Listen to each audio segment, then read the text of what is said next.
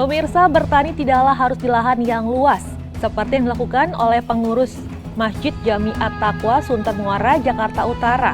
Dengan sedikit inovasi, atap bangunan masjid disulap menjadi pertanian hidroponik untuk budidaya ratusan tanaman, mulai pokcoy, sawi, hingga selada. Seperti apa pertanian hidroponik di atap masjid? Berikut liputannya.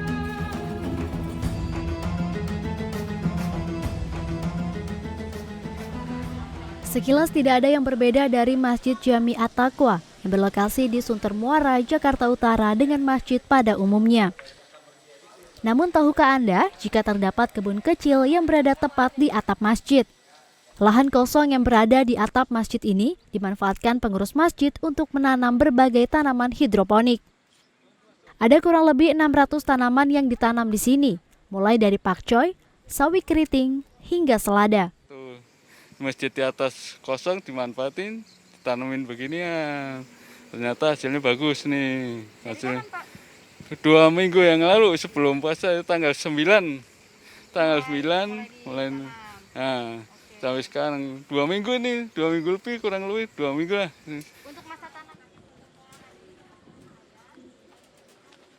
Kastura menambahkan jika budidaya ini berhasil, maka tidak menutup kemungkinan pihaknya akan menambah tanaman hidroponik jenis lain, seperti kangkung, cabai, dan bayam.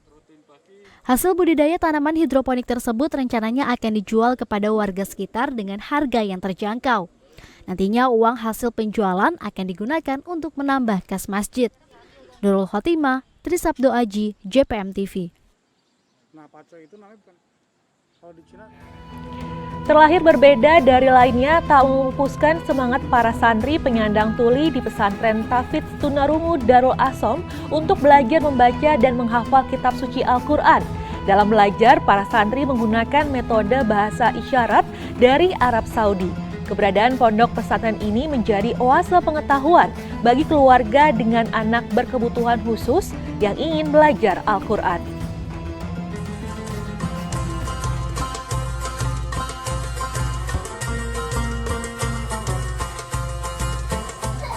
Suasana pondok pesantren Tahfidz Tunarungu Darul Asom di Sleman, Yogyakarta tak ramai seperti pondok pesantren yang riuh dengan suara santri menghafal Al-Quran.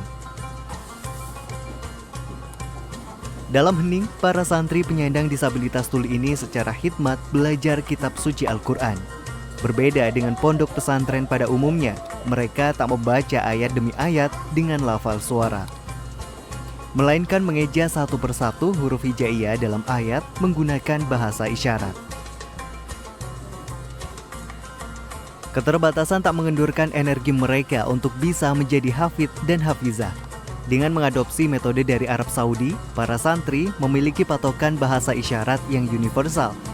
Sehingga jika ingin melanjutkan pendidikan, santri tersebut tidak akan mengalami kesulitan. Mahabbah seperti itu kepada mereka, maka 11 tahun berjalan, hanya halaqah saja di rumah. Kami mereka di rumah, datang ke rumah, saya datang ke masjid, datang ke halaqah ilmu, bawa mereka. Lama-lama saya ketika di Jogja ini terinspirasi untuk buat madrasah langsung untuk mereka di usia sekolah. Keberadaan pondok pesantren Darul Asom ini menjadi angin segar bagi anak berkebutuhan khusus di Indonesia, terutama yang berkeinginan untuk menjadi hafiz dan hafizah Al-Quran. Tak sedikit para santri yang mondok di pesantren bercita-cita menjadi ustadz dan penghafal Al-Quran yang kelak bisa membagi ilmunya kepada para penyandang tuli lainnya. Saya mau belajar menghafal sampai 30 juz seperti orang normal. Hingga saat ini, Pondok Pesantren Darul Asom telah memiliki 55 santri yang terdiri dari 14 santriwati dan 41 santri putra dari berbagai daerah di Indonesia. Mereka terbagi dalam 3 pondokan terpisah, masing-masing didampingi oleh belasan ustadz dan ustazah pembimbing. Pondok ini merupakan pondok pesantren pertama di Indonesia yang menerapkan konsep mondok bagi anak berkebutuhan khusus tunarungu dan tunagrahita. Febian Dery, JPM TV, Sleman, Yogyakarta.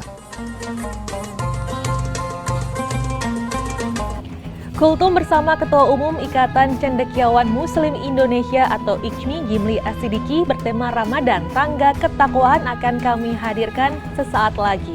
Tetaplah di Ngabuburit.